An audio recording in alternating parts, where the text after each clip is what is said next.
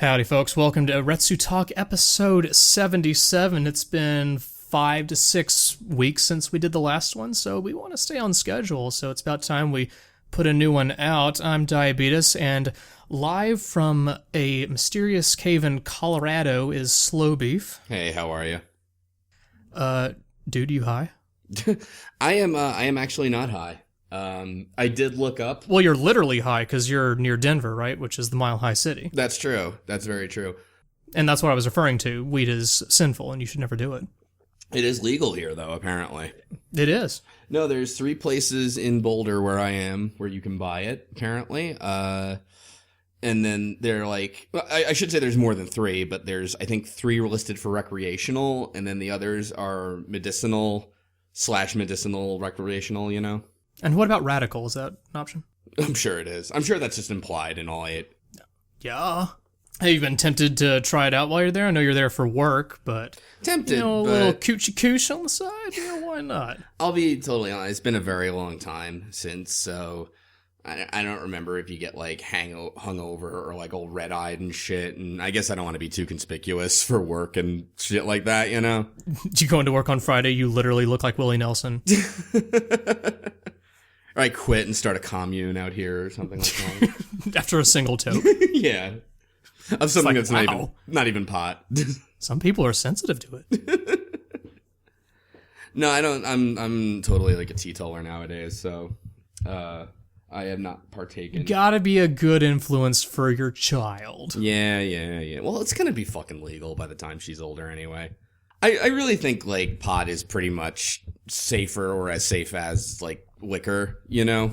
So yeah. I think they're just gonna like finally be like, okay, we're gonna unless Christie wins the presidency, I guess, because he said, you know, get high while you can, because ain't gonna happen. You know what I mean?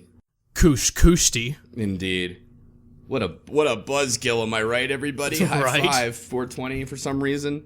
It's 7:40 right now. Did you ever get that? I never understood the 420 reference. I remember hearing the explanation behind it once, but I cannot recall it off the top of my head. I'm just gonna Google it like all the cool kids do or whatever. Okay, just make sure you add 69 to it. Louis Pasteur, original 420 gatherings. Oh yeah, it's like that's right. It was like some high school or something. Or yeah. I remember the original thinking behind it was that it was Hitler's birthday.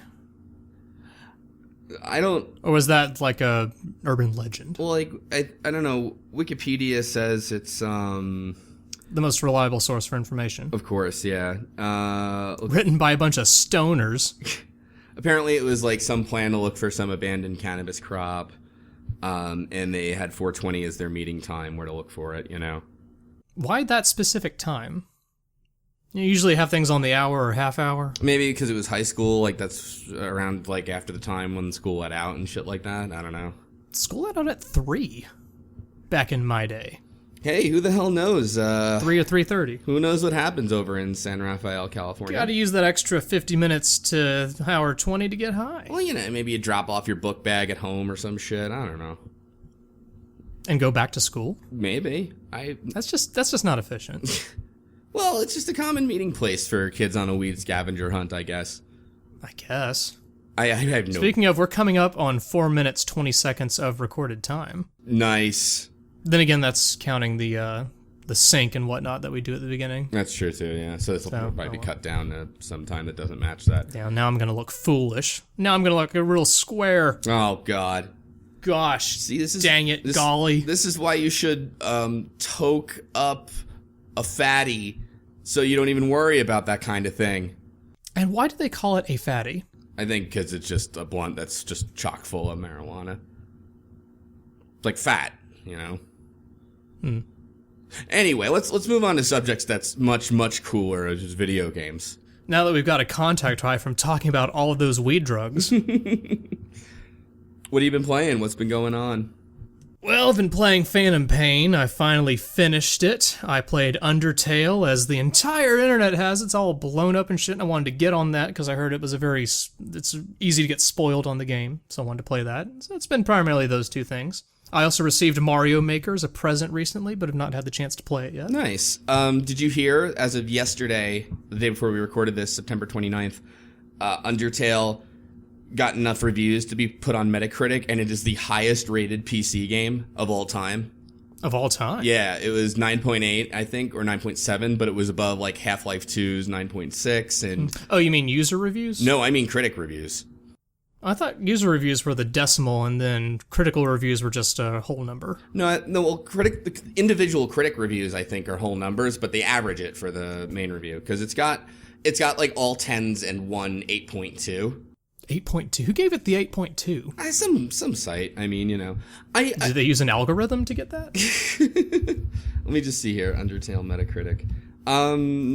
Did a graphing calculator review Undertale? It is. That's an awfully specific thing, right? Yeah, It is, yeah. Why 2? Like, I can get 8.5. It's actually, I'm sorry, it's like 82 out of 100, which, I mean, is basically the same thing. I mean, that's still very specific. It's also It's in like another someone language. proofread Undertale and marked some grammatical errors. Deducted points for that. I can't, well, it's in it looks like Spanish maybe, or, que tan bueno es este RPG que des, I don't know. I heard bueno, that means they think it's good. Yeah. I mean, 82 out of 100, you still liked it. I wonder what gave it that extra 2 little points. Like, I don't know if I like it. It's not perfect. I mean, but, 82 is a B minus. That means less than good. Probably the skeleton date is what did it. Means good. Well, that should have vaulted it to an A. That, yeah, this is advertised in the game that you can date a skeleton. Oh, it is. I was about to say we need to watch spoilers, but... No, that's one of the things on the Steam page, actually. And we'll go ahead and put a disclaimer on this podcast. This will be spoiler-free. Anything we talk about, no need to tune out. No. Please listen to us.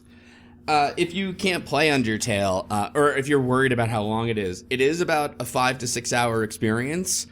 That said, multiple runs are encouraged, and you're probably going to want to do them.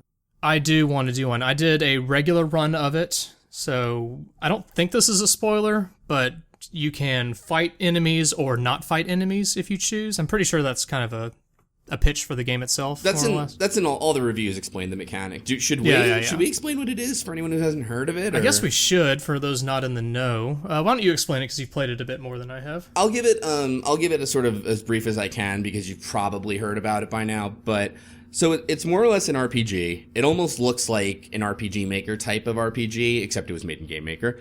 It has kind of an Earthboundy interface. Very much so, except combat.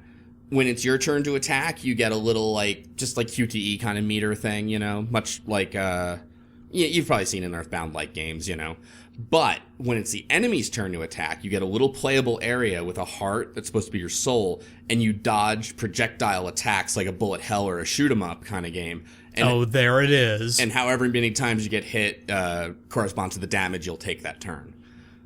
So to that end, if you're really good, you can never get hurt the whole game. That's exactly right. So killing enemies, you level up like normal. Or in the menu, you can do a thing called Act, where you can talk. Some kind of non-combat option as a way to interact with the enemies.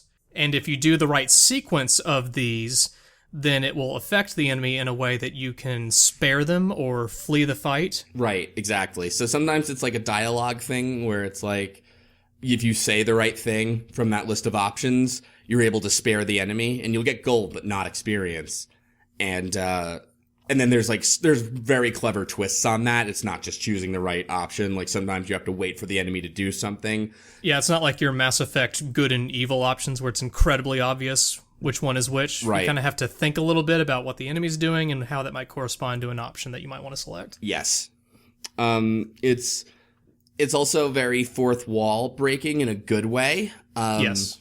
Yeah, and one character in particular knows about saving and loading and will kind of remember things you've done in previous runs of the game. I was very pleasantly surprised by that. Yeah, when I encountered that in the game. I was like, wow, this is kind of badass. Yeah, it kind of sneaks up on you, and then you're like, oh, wow, that's really cool. And it plays with your expectations and blows them away. This is one of those few games that really does live up to the hype. Yes. It is remarkable in a lot of ways.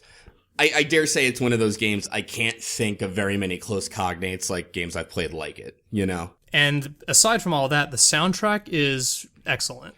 The soundtrack is excellent.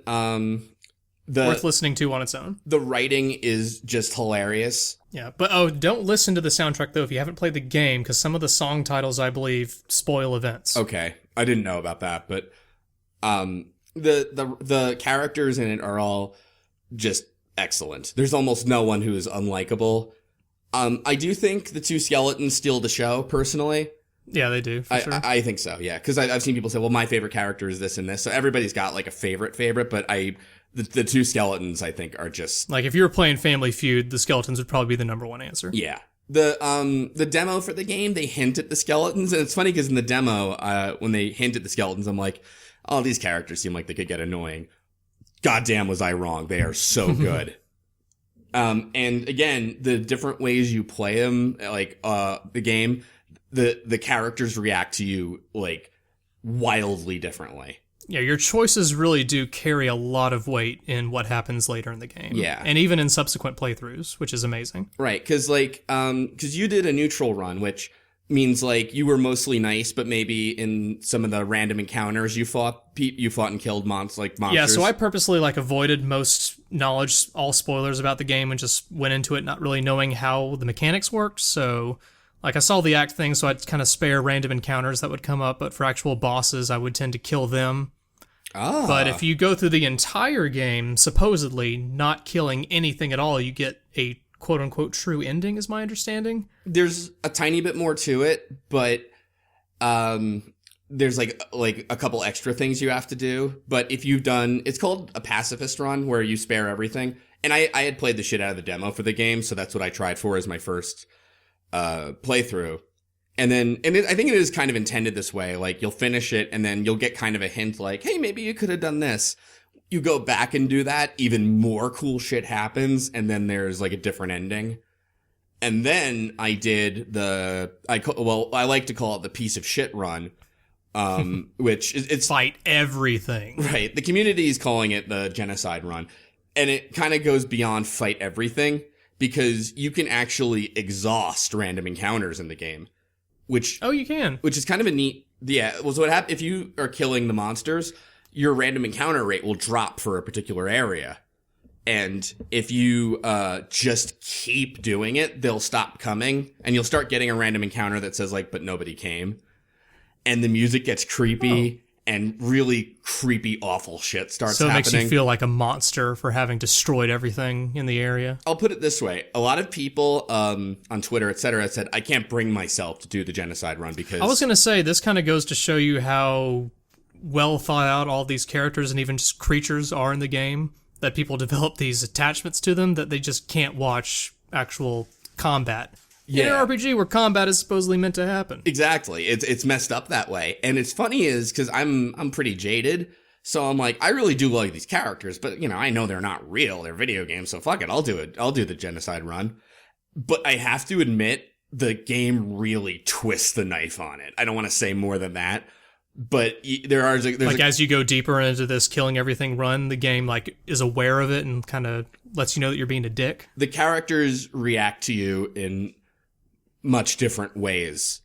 It's like really cool shit. Oh, I want to talk about it so much.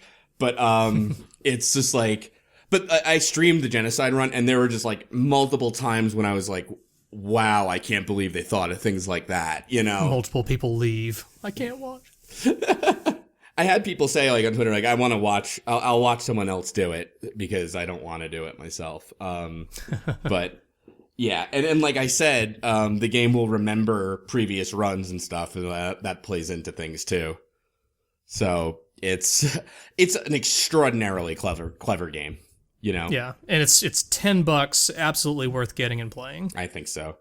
Highly encourage you all. If you have not gotten it, get it. Can I say one other thing, by the way? Because I have noticed this on Twitter a little bit. If you don't like the Undertale, hey, I didn't make it. Sure, whatever. Excuse me, it's just Undertale, not the... You know what I mean? But, like, I've seen, like, that, you know, you see sometimes somebody's like, you know, I don't really get why everyone likes this so much. And then, like, you get... That's okay. Yeah, but then you people gang up on them. What's wrong with you? You're stupid. And it's like, well, come on. We don't join the collective consciousness. There's always going to be someone who's just not into something. I mean... There's only one opinion. But that said, yeah, I mean, I love the shit out of it. Same. I really think even if you think this is not the game for me, at least try out the demo, see how you like it. Yeah.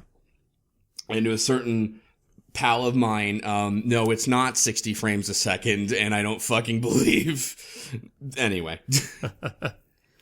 Speaking of, you were on a rather big deal podcast recently, were you not? I was on the co-optional podcast with Total Biscuit, Dodger, and Jesse Cox. And that was 30 frames per second, wasn't it? It was. Hypocrite much. Huh. It's seriously, by the way, when I total ownage. I kept telling Biscuit, like, I'm insisting you gotta at least try Undertale.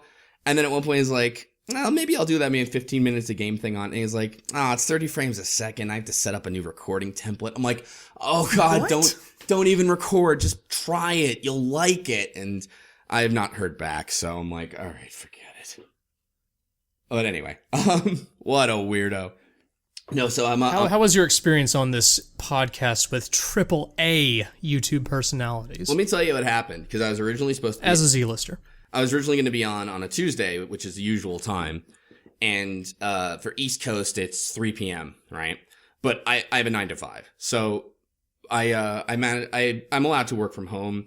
It's kind of like whenever you want, but you don't want to take advantage type of deal. Yeah. Especially because I have the kid and there are like more valid reasons to stay at home. But so I purposefully don't exercise that very often. So when the opportunity came up, I'm like, yeah, I think actually like it's a perfect kind of time. Nothing's really going on. I could work from home that day. Haven't used my lifeline in a while. I can go for it. Right. It just so happened though that day, Biscuit's like his cable mode, or his internet was dying and he couldn't do it, and like citywide or townwide, right? Exactly, neighborhood wide. And he felt really bad about it because I kind of stayed home from work that day. I worked from home, mind you, but so he was like, I'm really sorry. Let's reschedule for a day so you don't have to do that again. So we did like a special Saturday one. But I will tell you, though, I was actually, like, a little like, oh, gosh, like, I gotta fucking be on and all this shit, So... On the Tuesday that it was gonna happen? Yeah. And then when it didn't happen, I was like, oh, that sucks. Like, I friggin', work from home, all this stuff. But all that, like, sort of nervous energy kind of dissipated because of that, so... Because you used all of your energy being pissed off that it didn't actually happen. More or less, yeah. So when the Saturday rolled around to do it, I actually felt a lot better. Now that said, it was that said, the entire thing sucked. I drew a pretty tough podcast, I think. And I think it's actually, in general, a tough thing to do when you're absolutely new to it, because... Well, it's kind of a marathon, because we typically do just an hour, but they do about, 2 to 3 days of podcasting at a time? About that. Super Best Friends do a full week, but... No, those are the two longest I know of. Or Super Best Friends do 3 hours, and co-optional is 3 hours. 3 hours? And it's tricky, though, when it's 3 people who know each other very well, and you are kind of new. The other guy. Exactly. And they're very nice, don't get me wrong. And when it gets tricky, because sometimes you interject, but you don't want to talk over someone. And they're nice to try and let you interject, but when with Skype coming in... It's tricky. So what I did was the big question they have is, all right, what are you playing? So I was going to bring up Undertale because I'm like, it was coming out that week and I loved the shit out of the demo and I could totally pitch Undertale. And Galshell, which, have I ever talked about that on this podcast? If you have, I probably tuned it out. It's a body horror themed shoot 'em up.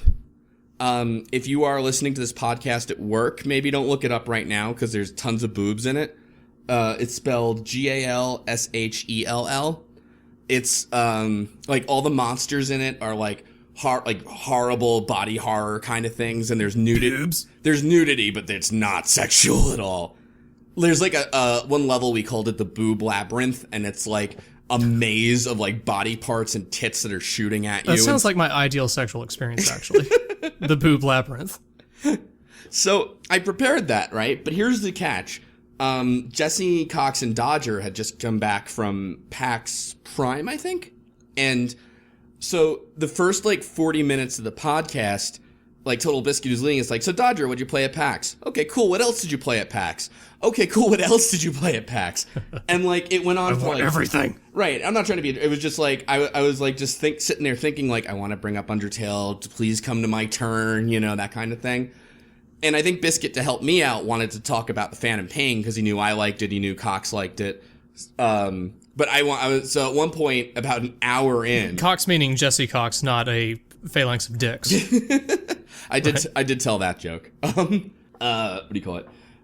So I interjected with Undertale and Galshell, and I think Dodger just won that podcast because not that I was trying to troll or anything, but like the point I wanted to bring up of Galshell, what I was hoping for is that Biscuit would bring up the video of it, or people in the chat would start looking at it, and it had the intended effect at first because like I started talking about it, and all of a sudden, like I think Cox or Dodger or both of them go like, what the fuck? Like, as they start looking it up, you know? Which is exactly what I wanted. But then, like, not even a minute later, Dodger goes, oh, I gotta play this. And I was like, what? All right, hey. You know? So, she won. If I could give out a trophy for that podcast, I think she won it just from that reaction. And I had this joke that didn't land, and I'm so pissed off. I mean, because they talked about Shower with Your Dad Simulator. You know that game? I've heard of it, yeah. Okay, so it's like a little like indie kind of pixel retro game where you're a kid and you're showering with your dad. It would be weird if it was a AAA game. That's a good point. New from EA. Ubisoft, what the fuck? And then it's all buggy and shit and you just fall through the shower. Yeah. Clipping through the shower floor. Or Activision, there's just no shower and then that comes in a day one patch. No, but Total Biscuit's like was complaining about the whole simulator thing and how it's like YouTuber bait. You know, like you make these games that are wacky so people play them on YouTube. Like your Goat Simulator type things, yeah. Exactly. And I go, wait a minute. In the title, Shower with Your Dad Simulator, the word you have a problem with is simulator? But he took me at face value. Like, he's like, yeah, because the YouTuber's like, I know, but I'm saying you're okay with Shower with Your Dad? Well, yeah, because the YouTube thing. And I'm like, motherfucker, you not doing this? You know, play along, you... Video games. What do you call it? No, blimey. I tell that, by the way, as like a little funny aside. I'm not seriously like, this fucking Biscuit guy's an idiot or some shit. I did have a lot of fun with it. And you know what it was, too? I felt like I was in a thing where it's like, I want to kind of make my mark like in the first 20 minutes, if that makes sense. You know, because like I was worried about just being a wallflower, and then that time kind of passed. So then I was just like, yeah, right, you know, fuck it, I might as well have fun. Well, it's kind of hard when they're talking about games that you either never heard of or never played before, and they have, and so you want to let them get their piece in about it. That was the thing, and I was trying to like Google image search in the background and like kind of make jokes about the character designs and the Steam reviews and stuff like that. You know, yeah. It is hard though when it's because it's like they went to PAX Prime and they're like playing these like really exclusive games that like unless I had gone to PAX Prime and played those games, I can't really contribute to. Yeah. You know, plus they are more hardcore PC gamers than I am, you know, which is another pretty it's a pretty wide gap to cross. All that said, I had a good time and I don't think I like bombed or anything, you know. No, I tuned in periodically and I thought you did very well. I did bring my daughter on. I mean, I thought you could have used me in there as well. I think I could have actually. Well, okay. I think, well, I get it. I get who's second fiddle in Retsutalk. Well, yeah. No, I did bring my daughter on at one point, which I wanted to do at the beginning, but because of the rescheduling, like, couldn't happen till near the end. And what games had she played recently? Well, you know what's funny is my wife knew I was knew about that plan, so 2.5 hours in, she comes down with my kid. And you can see this if you watch the video. I think it's about like 2.5. I didn't look up the timestamp, but it's like toward the end though. You can see me kind of like wave her off because Biscuit's in the middle of like a serious kind of thing, and I didn't want to be like, yeah, that's great, John, but here's a baby, you know, like. So, but then it's like even weirder that I'm waving off my wife and daughter for like an internet podcast. It's like the ultimate. There are more important things going on, dear. It's like between a rock and a nerd place. No, but then I brought her on a little later, and what do you call it? I introduced her and stuff, and And one person on Reddit complained about it. Complained? Yeah, they're like, I don't understand. I know it was only a minute. Why someone has to bring a baby on the podcast? I mean, why do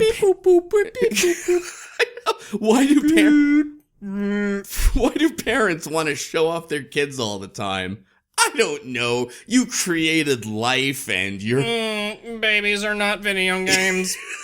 But it was literally 1 minute in a 180-minute podcast. Like, not even a percent. A little over 0.5%. You had video games for 2.5 hours.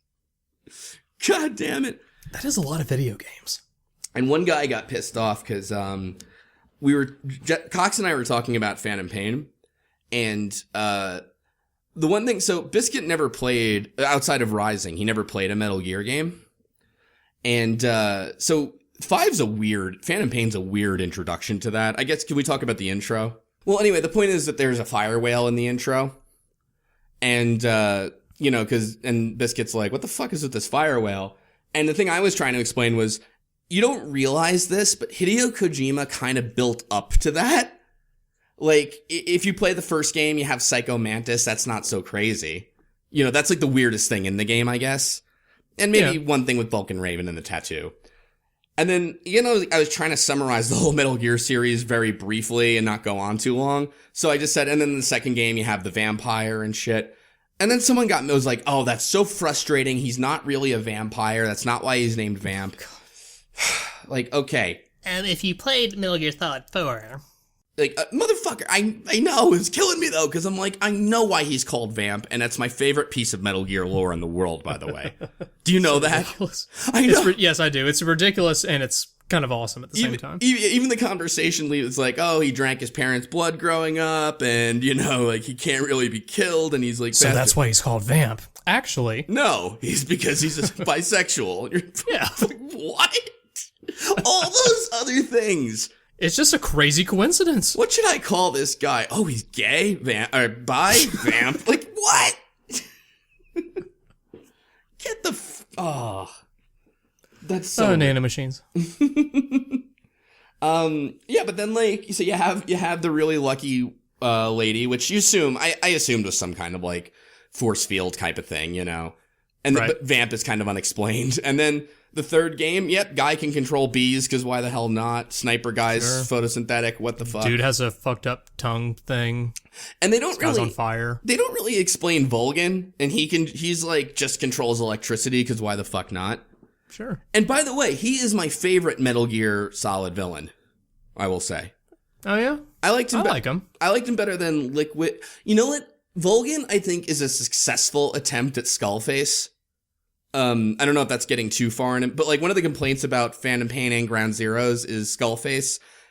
Like Kojima really does a lot to try and make you hate him.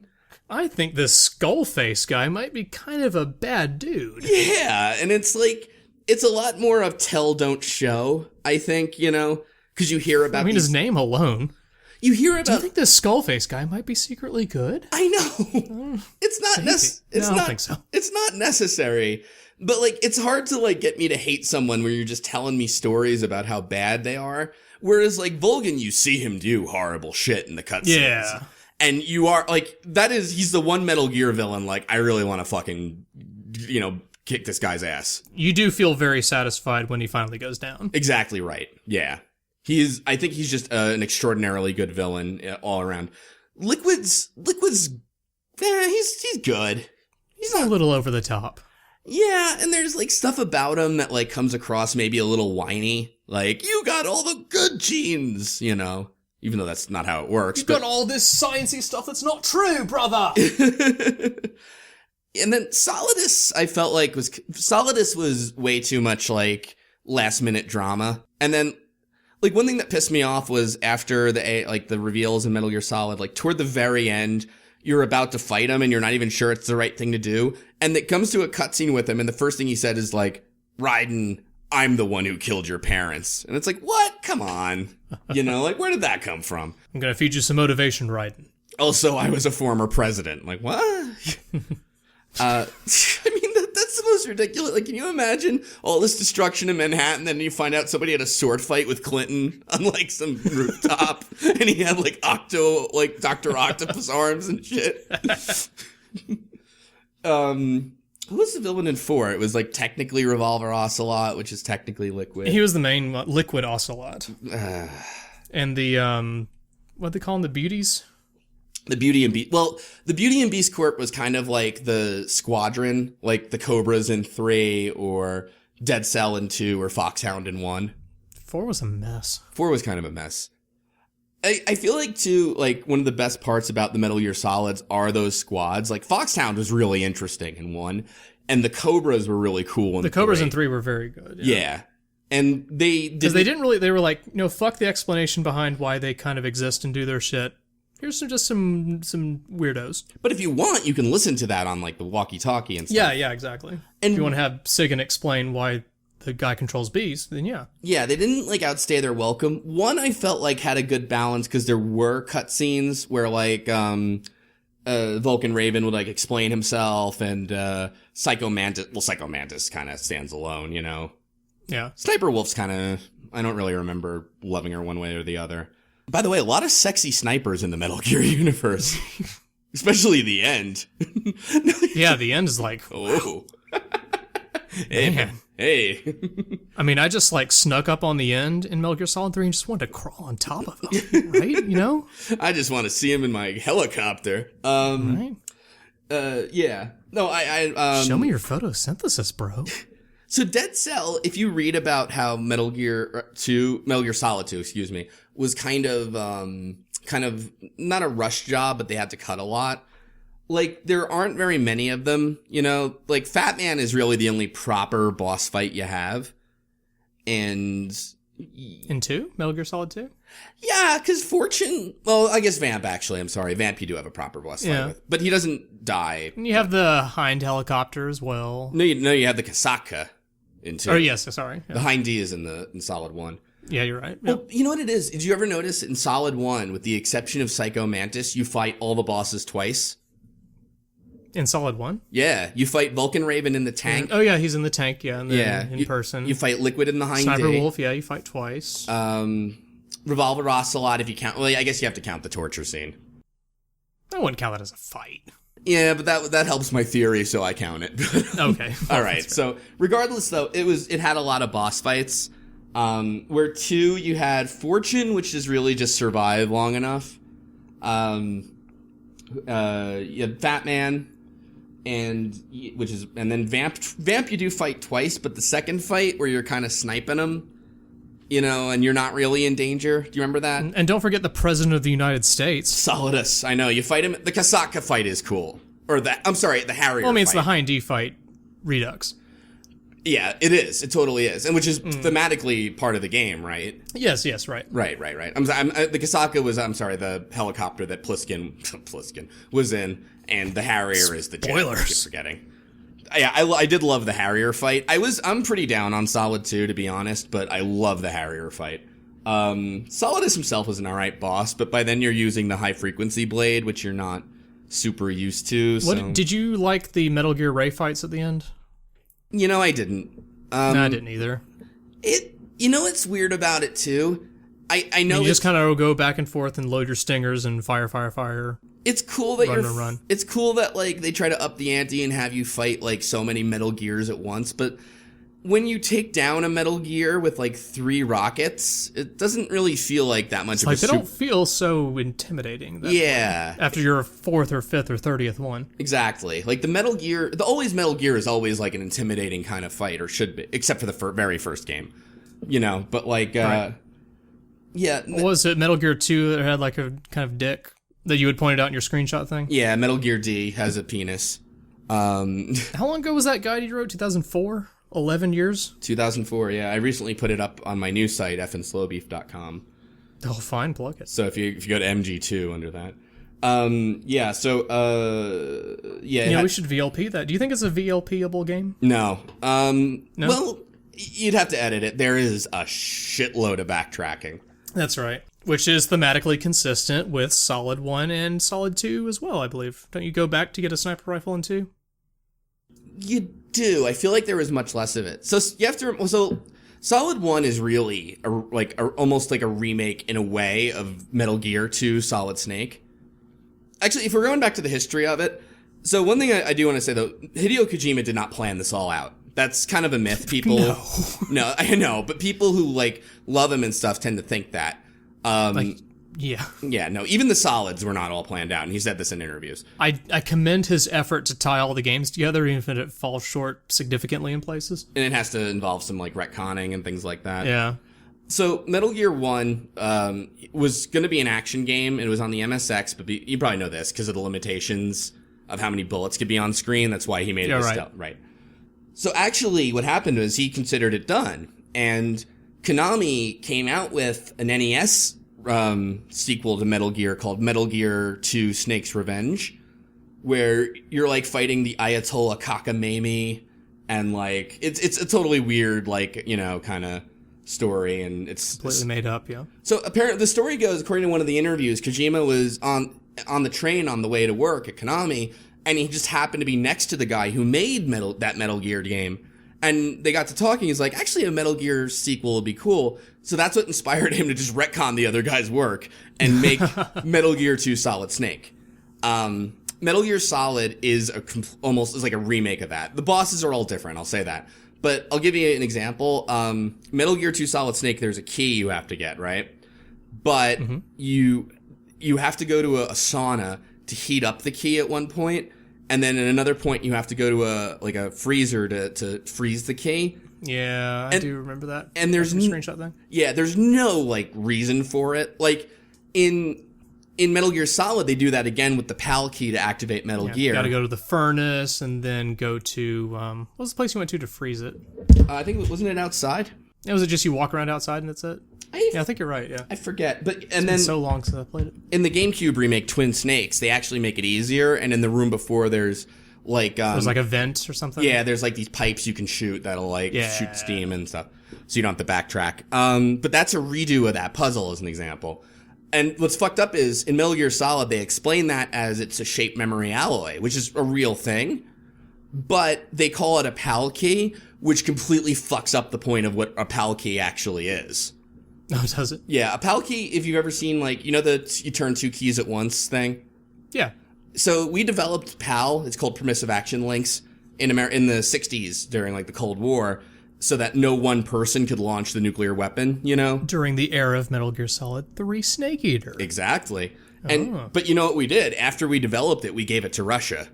Because it's a safety, you know what I mean? It's like a complete safety measure. So my point is the whole point of PAL is no one person can activate the weapon.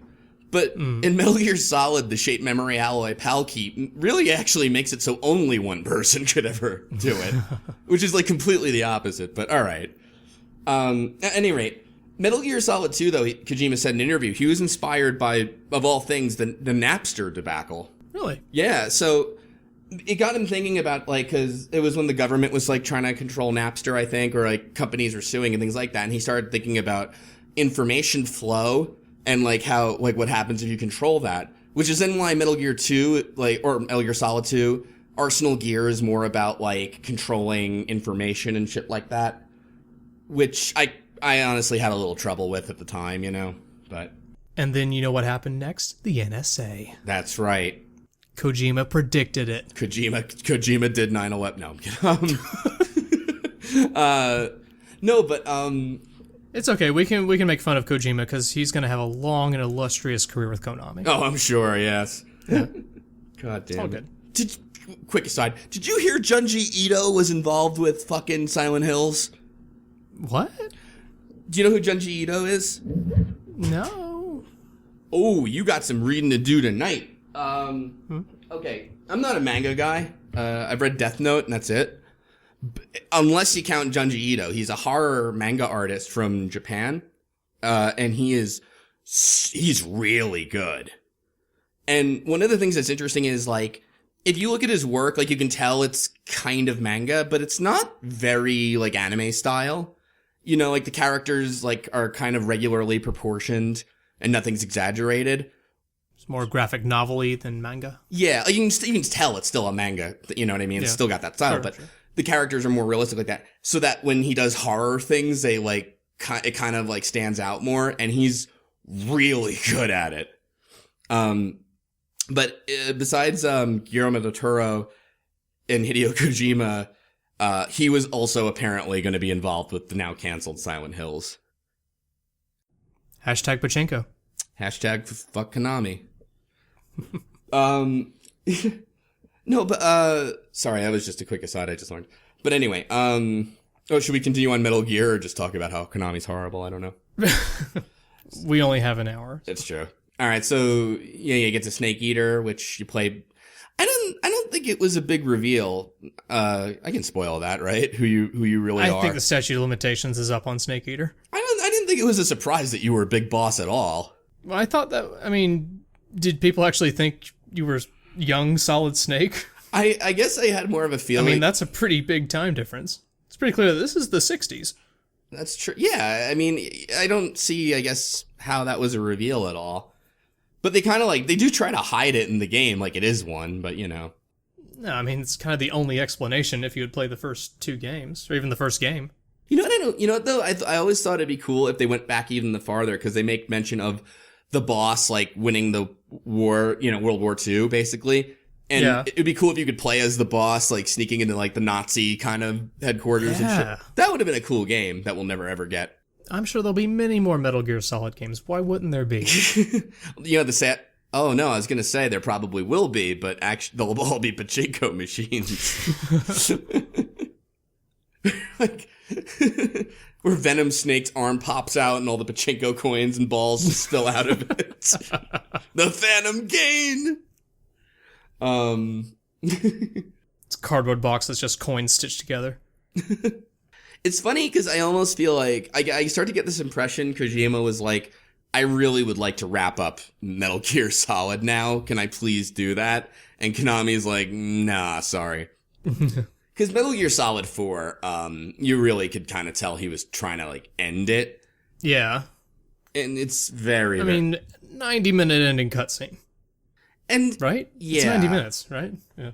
And you know what? One thing I don't like, though, about it, too, is it had a lot of going back on itself things, because Snake's old now, and then he gets news fairly early on that Fox Die is still in him. It's going to kill him, but also it's going to kill everyone else around him, so he's going to become, a weapon right. in a way. And then, I don't know, at the end, it's he's going to kill himself, but then... big boss. They set up the game where, Snake gonna die. Yeah. And then it's no, I'm just gonna live out in the mountains, and Otacon's I'll come with you. It's what? You can't have a happy ending out of this. What are you talking about?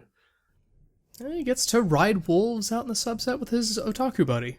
And correct me if I'm wrong, too, but, isn't Big Boss still alive? And he, wheels out Zero, who's still alive? And they have... they really went through the effort to tie all the games together. But Big Boss has died so many times. I'm not talking about Phantom Pain here, by the way. I haven't finished it. So, but isn't it so weird how they tried so hard to make Zero into a villain when in Metal Gear Solid 3 he's just talking about how awesome James Bond is? I know. He's such a quirky dude. Oh, little trivia. Do you know what his name is? I can't remember. David O. Oh. Dave-O.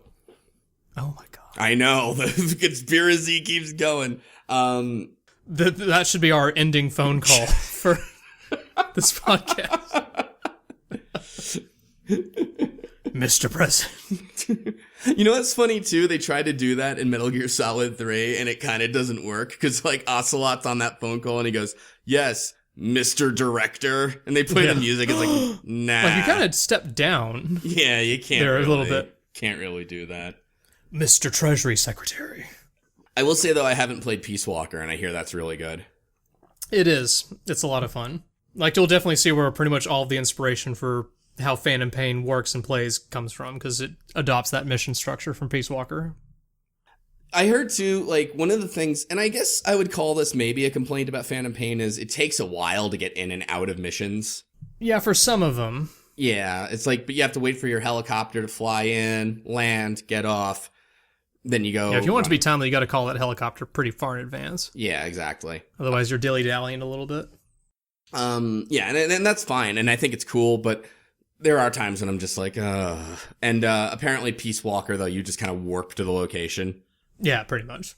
Yeah, there's also Portable Ops, which came after, well... That's the one I never played. That was for PSP only, I believe, and never got ported. Yeah, Peace Walker got ported to the PSN store, which is how I played it, but I don't think Portable Ops ever did. And Portable Ops is the one that's, like, sort of canon. Like, Sort of, it shows how Big Boss meets Colonel Campbell for the first time. Really? Yeah, Colonel Campbell's in Portable Ops. And that's the extent of my knowledge on Portable Ops. Kojima said a thing where it's like the overarching story of Portable Ops is canon, but some of the details don't make sense. Which, yeah, I guess... As far as I know, it's one you can safely not play and not really sweat it too much. Right. Well, I mean, all of them kind of seem like Big Boss is building up a base, you know? Like, and yeah. All right. That's most of post MGS3, yeah. It's true. It's funny too, though, then when you kind of look at that, because then Metal Gear Solid 2, Snake is actually starting his own kind of like MSF type of thing called... It's for philanthropy, though. I think that's even the name of it, right? Philanthropy? It is, yeah. Yep, yeah. But it's just him and Ocelot, which is kind of ridiculous. And Otacon. Otacon. Though, I will say, by the way, if I can just chuck back to 4, I kind of wish, and I think I may have talked about this before, I kind of wish it ended at Chapter 4, because I love that ending with Ray versus Rex. I'll admit it was completely fan servicey, but it was pretty awesome. It was incredible. So the whole going back to Shadow Moses thing, it was cool. I really, in a way... It's made for the fans, and it works, and it's fun. It's a little silly, but it's fun. It's good. I kind of wish, and I know they'd have to redo like the story in a way, but I kind of wish the game had ended at Chapter 4, because that would have been a great ending. And Chapter 5 was clearly like, we're going to do a shitload of ending here, and a tiny bit of gameplay too on top of that. Yeah. I mean, the microwave corridor. A tiny bit of gameplay. I like the microwave corridor scene in a way. But the Rex Ray fight was just like, peak, this is awesome. Yeah. It's funny too, because Metal Gear Solid 4 got like 10 out of 10 reviews and such, and it's one of those games you think back on, and you're like, I liked it at the time, but thinking back on it, I don't know, not so much, you know? Yeah. I still haven't finished Phantom Pain, but right now I feel like Snake Eater is still best in show. Completely agree. I still think Snake Eater is best in show of the series. Yeah. Gameplay-wise, though, I mean, Phantom Pain is pretty... Yeah, Phantom Pain is the best one to play, in my opinion, but story-wise, I think it's lacking in a lot of areas. It even falls apart kind of in the second chapter. Yeah, I'm kind of midway through the second chapter. I don't like some of the things you have to do to advance the story. Just don't make a lot of sense to me. It's like, all right, go get this person. Good. Anyway, now here's some more story, and it had nothing to do with what you were doing. Yeah, just a quick cutscene. We're going to talk about child soldiers without really saying much about it, and we're going to move on to something else. Yeah, and then, I don't know. I'm not feeling it, you know? And I think the thing about it, too... You should finish it, because there's a lot of story backloaded on the end that you definitely need to experience. I won't say what it is. Yeah, I've been avoiding it, because I've been starting to tell people talk about it. Yeah, you definitely don't want to get spoiled on it. It's worth experiencing, because I think I haven't looked at the reaction to it, but I think it's going to be very divided, and probably is very divided. Let me say this, and I think we can talk about the intro, right? Oh, sure. Okay. You mean Ground Zeroes or the intro to Phantom Pain? Phantom Pain. Yeah. The intro to Phantom Pain I liked quite a lot, the whole hospital sequence. I loved Man Who Sold the World. That cover and that was like almost a perfect way to start it, and everything with Ishmael. And the hospital. And the one thing that worried... Just how tense it all was really effective, I thought. What worried me about it, and I guess we won't say anything about it, is... A lot of times in the later Metal Gears 2, they'll show off the dead cell, you know what I mean, Beauty and Beast Corp. They'll kind of like hint at who like show the superpowered thing and like, oh my god, how are you going to stop this? Yeah. And what worried me was there's Man on Fire and then the Psychic, and that's kind of it. And then I'm like, oh, are those the only bosses in the game? You know?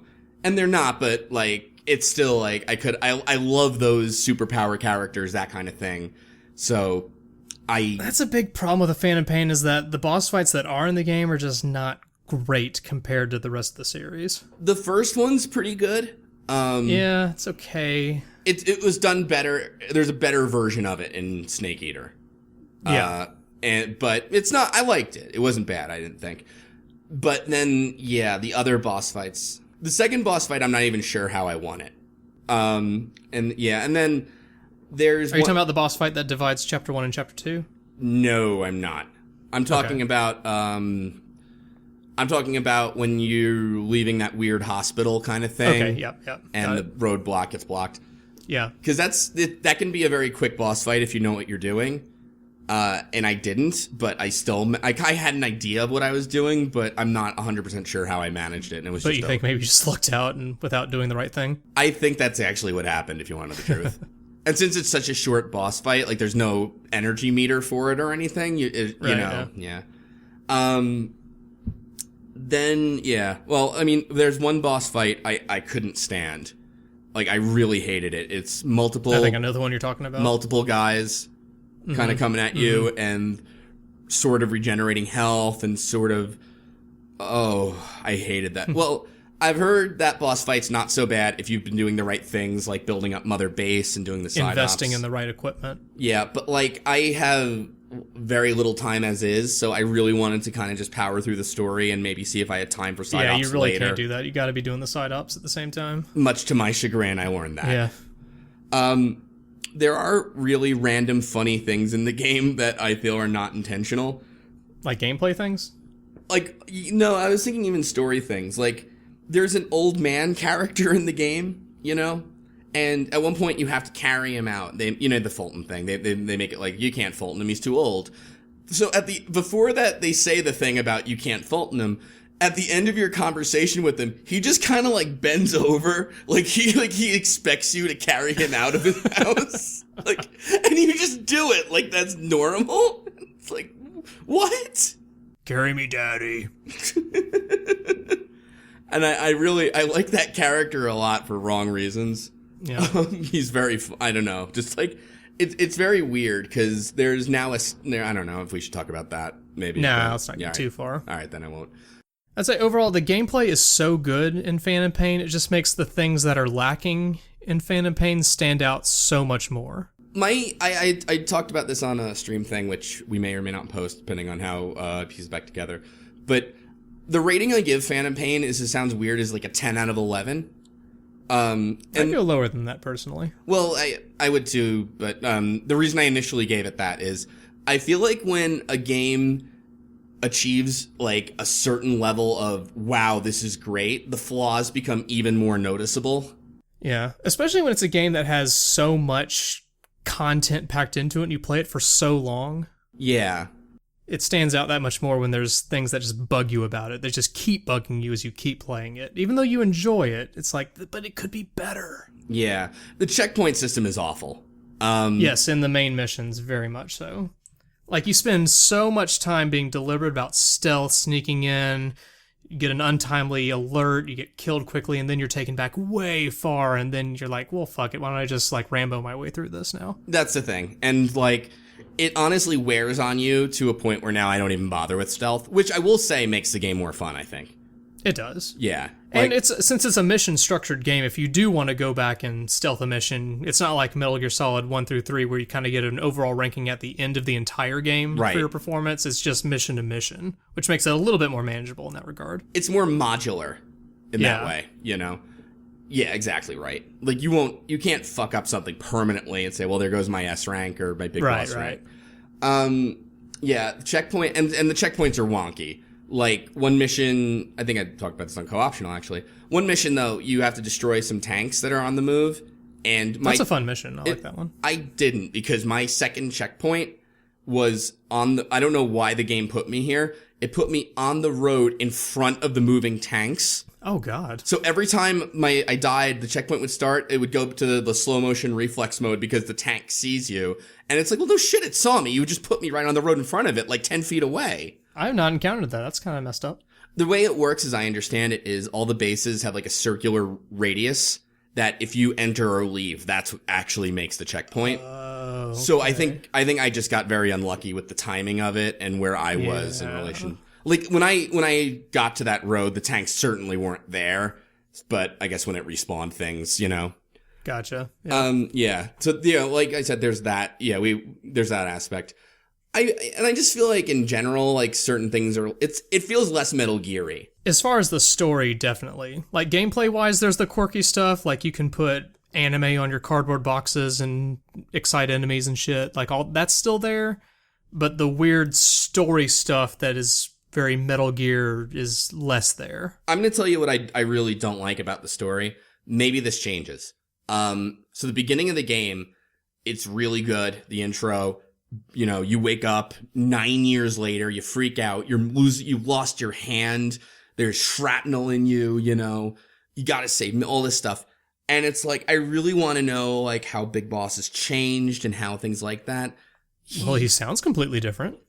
Well, yeah, right. Well, then again, he sounded completely different 9 years earlier, so. Or did he? Because he didn't really talk much. He has a different voice in Snake Eater, Solid 4, and in Phantom Pain the few times he does talk. But Phantom Pain feels like more like the story of everyone Big Boss meets and not really him. Yeah. Yeah, he's just kind of there experiencing stuff. Yeah. Even though he's supposed to be in charge, too, he just feels like somebody who's kind of doing Ocelot and Miller's, bidding. And just listening to them, to their podcasts on the side. The Ocelot and Miller show. That really is how you get a lot of the story in the game, is by listening to cassette tapes of Ocelot and Miller talking about shit. Why? I know. Why did they record that and give it? Or sometimes It's funny because it's like, boss, you'll never believe what they told us. We put it on cassette tape. You should listen to it. It's like, no, just tell me. I'm here. We're talking right now. Let's go over here and have a cutscene. No, okay. It's funny because, yeah, and one of the themes of the game is language, but yeah, Big Boss never fucking speaks. Yeah. I mean, his language is non-existent. Do you know that, I think this is canon, that the reason he can't speak Russian anymore is because of the brain damage? Okay. Yeah, there you go. No, because you need a Russian interpreter in the game is one of the... That's right. Yeah. But if you remember Solid and Snake Eater, he did speak Russian. That's right, yeah. Food for thought. But it was just David Hayter who spoke Russian and not Kiefer Sutherland. That's the problem. That was the real problem, yeah. Don't tell me if this is true. I don't know. I don't have any other clues if it is. I feel like that's going to play into the story somehow, but I don't know. What is? Like the fact that he has a different voice. Oh, okay. Anyway, but that's just my personal theory. I'm sure it's not like a great theory, but I also have a theory. Just finish the game as soon as you can, because you really need to see what happens. I almost want to tell you what my theory. I have a theory on what the what the ending is. Okay. I don't know if there's a twist or not, but I'm saying if there were a twist, I think I might know what it is. Maybe I'll tell you after the podcast, and then next time you can tell everyone whether I was right or wrong. Okay, sure. On the spoiler edition of the show. Yeah, exactly. Yeah. Yeah, I don't want you to think too, like, because I have a lot of complaints about Phantom Pain. I'm really not down on it. It is just a thing where it's like, it's something that it has these flaws that you might forgive in other games, but this is so good that what's bad is just... It just stands out that much more. Exactly. The cracks are more visible in something that's pristine, you know? It's still absolutely worth getting. I sunk dozens upon dozens of hours into it. Yeah, you get your money's worth. It ain't perfect. No. It's not a 10 out of 10 game or even a 10 out of 11 game. I originally listed it as 10 out of 11, and then I drop it to 9 out of 11. Yeah, once you get to that second chapter, things kind of fall apart a little bit. A little bit, not completely. And to be frank, some of the missions get boring, I feel like. Because it's like, blow this thing up, and it's like, I did that before. They run out of stuff after a while. Which is odd, because there's so much stuff you can do, it's just, there's not as much stuff that you can do it to. Right. You know, that's, I think, the issue. I feel like this would have made more sense, maybe, and not that I like episodic games, but like, maybe if they'd released it as Chapter 1, which is Afghanistan, and then maybe Chapter 2 later, and then whatever Chapter 3 could have been, because I heard there was like a missing chapter. Like a missing location? No, but like, the game apparently was going to be in three sections, and Konami told Kojima, no, you're cutting this short, which is like, apparently like... That's the weird thing, because it's such a long game, but it feels like there's so much missing that they could have added. Well, to be totally fair to Konami on this, somebody pointed this out, Kojima spent like 5 years and 80 million on it.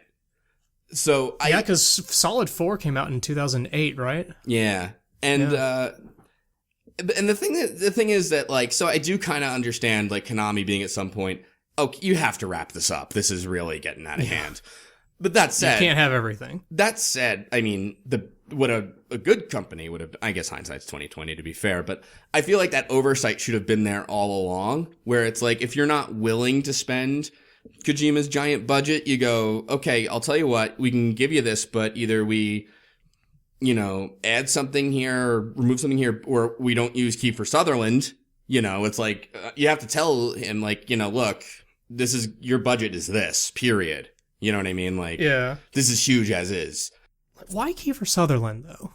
I have the Conan O'Brien theory, which is, do you remember when he got fired from NBC? He had these sketches where he would just spend a lot of money on his last days there. Yeah. That's my theory. Bashing NBC. Yeah, no, and then Kojima's like, fuck it, you want to go to slot machines? Well, if you're having the last Metal Gear, you're paying for it. Get me Kiefer. Realistically, it's That's an interesting theory. It's probably just he watched 24 and he just was like, I like Kiefer Sutherland. Yeah. I like him, but I don't want him to talk too much. Nah. Did they pay him by the word or something and tried to save money? Is that the reason he hardly says anything? That is one way voice actors do it, by the way. Yeah? Like, some of them do it charged by the line, some by the hour. So, yeah. If they charge by the hour, they did it probably in a day. I mean, I don't know how... I mean, I know with some of the voice actor friends I talked to, because I asked them about it, and yeah, there's by the line, and, and some people have an hourly rate. I guess it would probably work the same with, like, because Kiefer Sutherland isn't a voice actor per se, although that line is pretty blurry in general, right? Like, an actor's an actor, let's face it. Sure. But, well, at any rate, yeah, so Metal Gear. So maybe one day we'll have like a spoiler edition of this, talking about Undertale and Phantom Pain. Go into it with a deep dive. Maybe we should do it like right after this. Just have another hour where it's like, oh, for spoilers only talk. Yeah. All right. And we'll post that one with no warning whatsoever. We'll switch them. Well, it's been an hour. Yeah. Fuck off. We talked about the most important games. I'll plug one thing briefly. Is I'm doing this contest called the Cuso Grande, where it's a contest for speedrunners mostly. It seems like. And me, but I'm holding my own. I made it to round 3 where we play. It's a streamer named Brasentia, who you've seen at AGDQ, is running it. Yeah. Mm-hmm. And anyway, so yeah, I'm doing that. I played Home Alone for the NES, and Ernest Evans of all things. So yeah, did you finish it? I did. New world record. Yeah, WR, PB, nice. PB definitely. PB, yeah. It's my first time finishing it, but anything you'd like to plug before we call it? No. Good. Take easy, everybody. Bye-bye.